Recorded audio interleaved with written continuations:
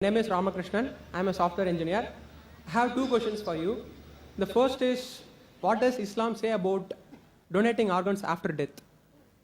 Is it okay or is it prohibited? Second question is, what does Islam say about atheists? That's it. The brother has two questions. I think non-Muslim are one they're asking two, no problem. The first question is, what does Islam say about donating organs? Second question is about atheists. As far as the first question is concerned, what does Islam say about donating organs?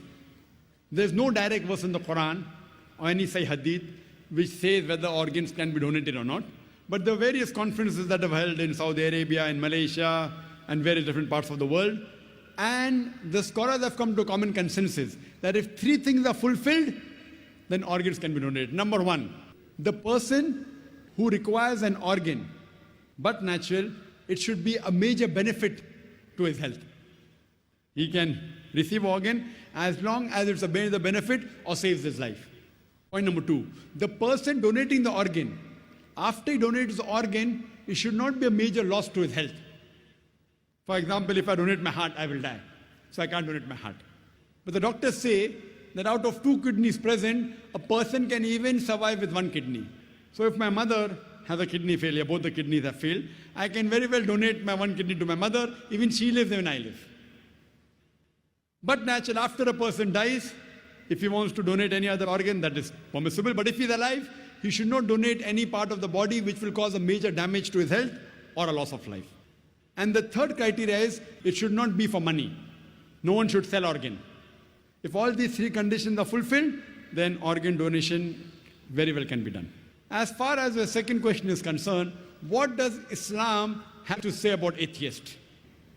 As far as I'm concerned, whenever I meet an atheist, are you an atheist, brother? He said no. Whenever I meet an atheist, the first thing I do is I congratulate that atheist. People may wonder that why is Zakir congratulating atheists?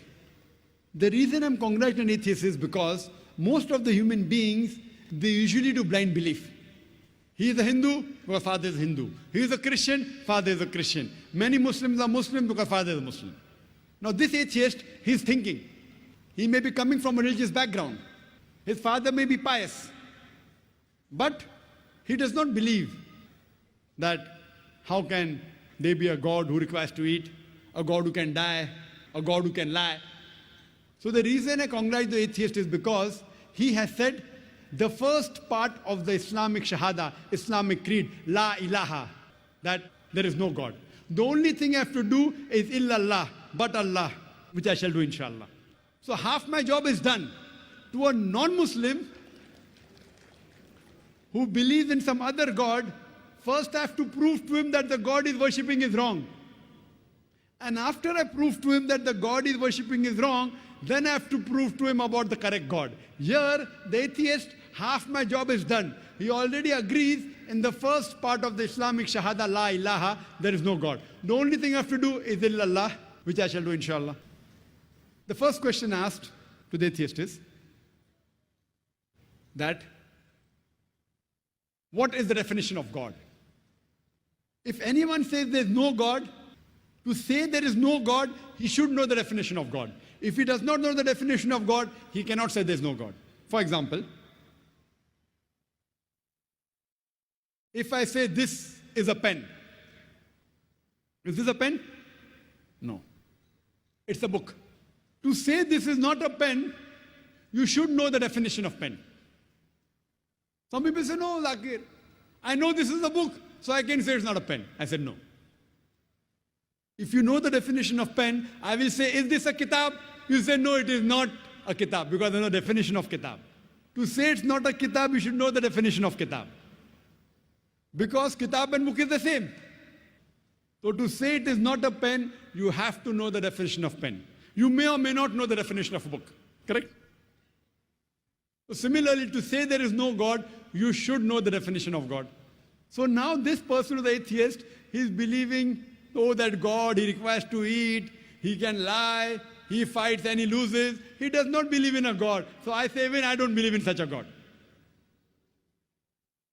La ilaha. Then I tell to him the correct concept of God. And the correct concept of God is mentioned Surah Ikhlas, chapter number 112, verse number 1 to 4, which I shall discuss in the last day of the conference, inshallah. That is on 20th of January. So what he's doing, he is rejecting the false God. Then I ask the question to the atheist, that if suppose there is equipment which is brought in front of you, who no one in the world has ever seen, no one knows about it. And if I ask the question, that who will be the first person who will be able to tell you the mechanism of their equipment? The atheist will tell. The first person who will tell the mechanism of this equipment, who no one in the world has seen, it is the creator. Some may say the manufacturer. Some may say the inventor. Some will say the person who has made it, maker. He may say creator, maker, inventor, manufacturer. Whatever he says, it will be somewhat similar. Don't grapple with the words. What he says, accept it. Then ask him. Then repeat the lecture which I gave, which I don't intend repeating, that how did the universe come into existence? So he will tell about the Big Bang. Then I'll tell him that when did you come to know? He will tell you in 1973, yesterday in science, 30 years back, 40 years back. I will say, what you are talking about the Big Bang you came to know 30 years back is mentioned in the Quran 1400 years ago. Who could have mentioned it? He will say, maybe it's a fluke. Don't argue with him. Continue. What is the shape of the earth? He will tell you, previously people thought it's flat, now we know it's spherical. When did you come to know? He will tell you 1577, when Sir Francis Drake sailed around the earth. When?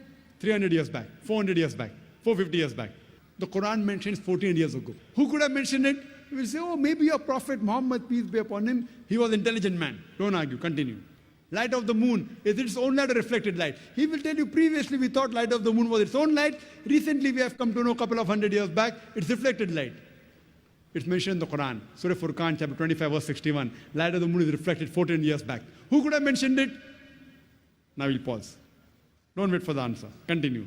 In school, I was taught that the sun was stationary. It did not rotate about its axis. He'll have, is that mentioned in the Quran? I said, no, that's what I learned in school. But the Quran says the sun and the moon rotate, which we have come to know recently. In school, 25 years back, I was told the sun did not rotate. The Quran says 14 years back that the sun rotates, which science has discovered today. Who could have mentioned that?